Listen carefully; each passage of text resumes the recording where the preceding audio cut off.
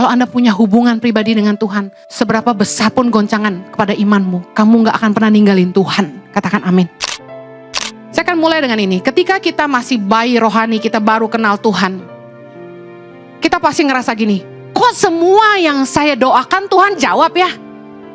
Kayaknya cepet aja gitu. Doa ini Tuhan dengar, doa ini Tuhan jawab. Yang luar biasa gini, di awal kita kenal Tuhan itu kita ngerasa, kekristenan begitu luar biasa, tampak luarnya begitu indah.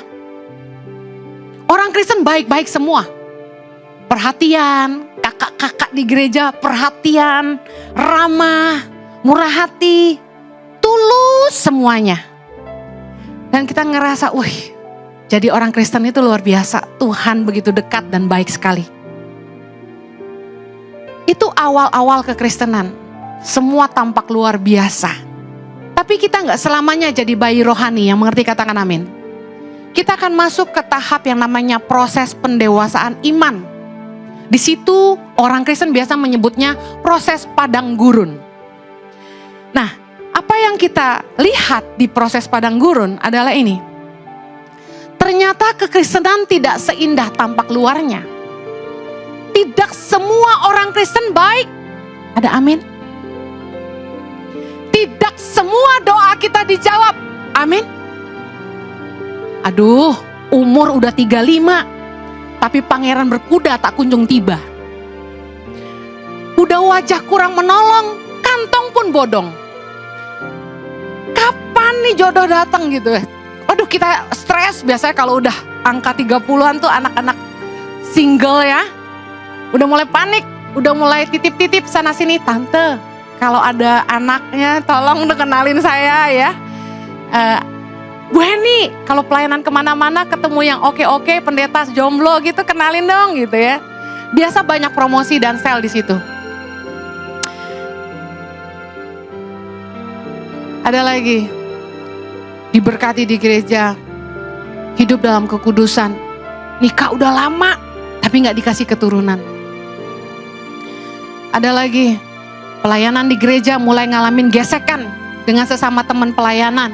Nah ini biasanya ricuh. Dan kemudian ngalamin juga di level yang lebih tinggi. Ternyata hamba Tuhan juga bisa mengecewakan. Ada amin? Yang ngalamin saya bisa merasakan itu ya. Dan ngalamin juga jadi orang Kristen ternyata ngalamin tuh bisnis sama usaha kita gak selalu rame-rame dan lancar-lancar saja. Pasti ada masalah. Ada juga yang ngalamin di kerjaannya dipecat juga. Cari kerja susah. Udah doa-doa, temen sekomsel udah doain, tapi belum dapat juga. Keuangan sulit. Ada di sini orang Kristen yang kere? Ada. Siapa bilang jadi orang Kristen pasti berkat. Enggak. Kalau dibilang jadi Kristen kaya raya, saya juga belum sampai ke sana. Janji-janji di mimbar yang bilang kalau ikut Tuhan kamu pasti diberkati melimpah-limpah, saya hargai. Memang di dalam Tuhan ada kelimpahan, tapi tidak selalu berupa uang. Kita harus sadar ikut Tuhan itu ada pikul salibnya. Harus bayar harganya, harus ada naburnya. Amin. Firman Tuhan jelas bilang, kamu menabur sedikit, kamu nuai sedikit. Kamu gak pernah nabur, kamu ngarep banyak. Biasanya, di fase-fase proses pendewasaan iman inilah, mulailah terjadi banyak orang-orang Kristen yang kecewa. Kenapa Tuhan gak jawab doa saya? Kenapa orang Kristen kayak begini? Kenapa gereja kayak begitu? Kenapa pendeta kayak begitu? Dan mereka mulai rontok dan mundur satu-satu. Ini hubungan yang gak dalam. Cuma terpesona tampak luar. Tapi saya percaya Tuhan mengizinkan proses pendewasaan iman terjadi dalam hidup kita. Karena apa? Karena disitulah Tuhan ingin melihat seberapa dalam kita mengasihi Dia sebagai pribadinya. Tuhan mau kita lebih mengenal Dia secara pribadi. Justru saya rasa pertumbuhan rohani terbaik adalah di padang gurun. Orang akan sungguh-sungguh ngalamin Tuhan di masa-masa sulit. Ketika mereka mengalami bahwa yang dikotbahin pendeta itu jadi kenyataan di hidup saya, baru mereka lihat Tuhan tuh hidup. Orang gak bisa nyangkal bahwa Tuhan gak ada. Kenapa? Karena Tuhan terlalu nyata dalam hidupnya. Lagu yang saya tulis, bicara begini, hidupku ini semuanya tentangmu. Karena semua yang saya lakukan tuh Tuhan yang bikin, bukan saya. Semua karena anugerah. Kita bisa nyaksiin betapa Tuhan setia, betapa Dia ajaib, dan mujizatnya terjadi dalam hidup kita. Anda nggak bisa sungguh-sungguh punya hubungan yang dalam sama Tuhan hanya mengharapkan berkat. Berharap orang Kristen gak akan pernah jahat sama Anda. Berharap ke gereja, Anda akan ketemu orang-orang yang kayak malaikat, tampangnya aja. Saya sering kali bilang ini, Anda perlu punya hubungan pribadi dengan Tuhan. Gak peduli kamu di gereja mana, gak peduli kamu disakiti sama siapa. Kalau kamu punya hubungan yang dalam sama Tuhan, itu gak akan pernah mengguncangkan imanmu. Untuk sesaat mungkin, kita pernah ngalamin dikecewain sama pemimpin mungkin, sama pendeta yang kita kagumin mungkin. Sesaat kita terguncang. Kita seperti kehilangan pegangan, kita mau percaya sama siapa lagi gitu. Kalau yang kita pikir udah deket sama Tuhan aja bisa begitu. Tetapi Roh Kudus akan selalu membawa kita kembali. Kalau Anda punya hubungan pribadi dengan Tuhan, seberapa besar pun goncangan kepada imanmu, kamu gak akan pernah ninggalin Tuhan. Katakan amin. Setiap orang percaya dipanggil bukan hanya untuk memiliki iman, tetapi juga untuk bertumbuh dalam iman. Iman bukanlah sesuatu yang statis, melainkan sesuatu yang hidup, yang harus terus dipelihara, diuji, dan dimatangkan seiring perjalanan hidup kita bersama Tuhan.